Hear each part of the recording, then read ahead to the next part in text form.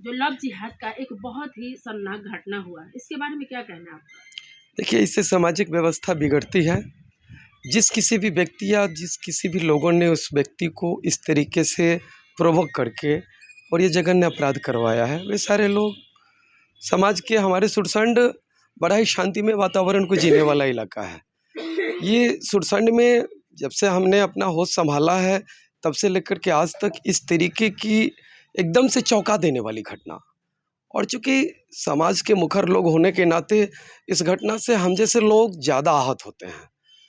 ऐसी किसी भी समाज में इस तरीके की घटना नहीं घटनी चाहिए, जिससे संप्रदाय विशेष को, दो संप्रदायों को लड़ाने का एक प्रयास बड़ी सोची समझी साजिश के तहत इस तरीके की घटना घटाई। बताइए, वो बच्चा, जिस बच्चे का पिता इस तरीके की परिस्थितियों से तंग आकर के बच्ची का विवाह कर देना उचित समझता है, उसका नाबालिग होने की स्थिति में उस नाबालिग बच्ची को संभालने के लिए, सामाजिक प्रतिष्ठा से बचने के लिए वो तरह तरह का बच्चों से लेकर के और अपनी रोजी रोटी को छोड़ करके वो प्रयास करता है।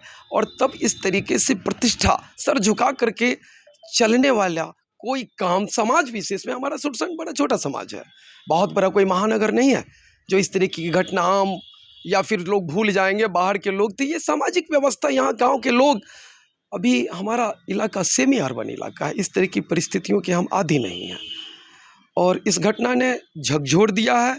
हम प्रार्थना करते हैं इस बिगड़ी हुई परिस्थिति को सुधारने में।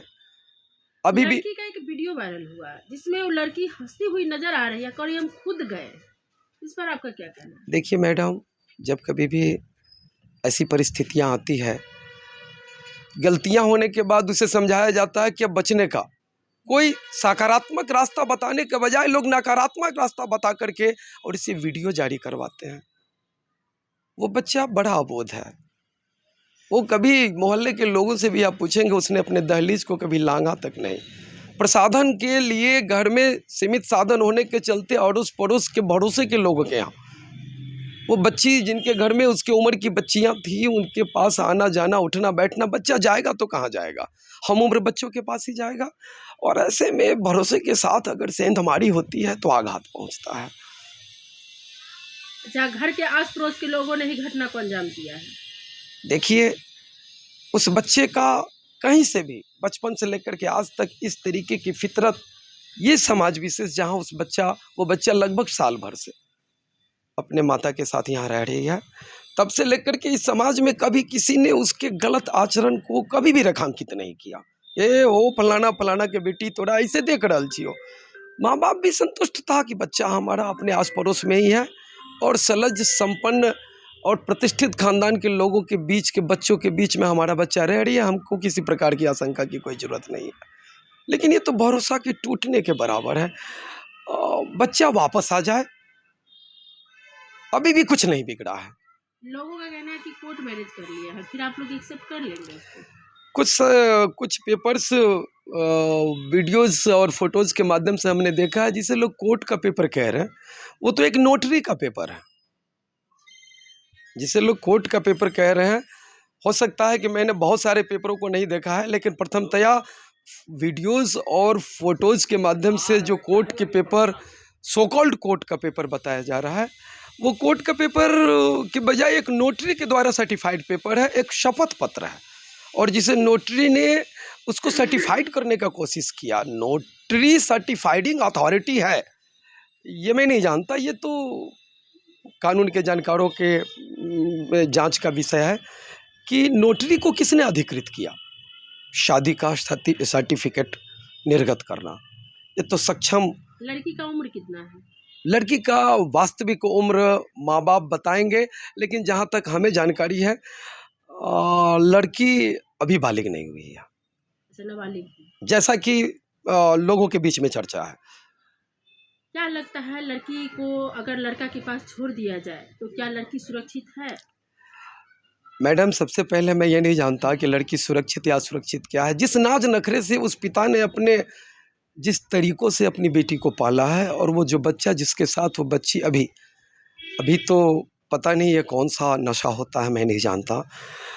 जिसके खुद के पास रहने का घर नहीं, जिसके माँ बाप खुद मजदूरी करते हैं, जो खुद अपनी परवरिश करने में सक्षम नहीं है, वो कैसे उस बच्चे की परवरिश कर पाएगा?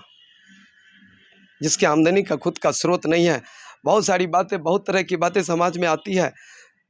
मैडम, मेरी ये भावना कतई नहीं है कि सामाजिक वातावरण विषाक्त रहे। रहना जीना मुझे इसी समाज में है।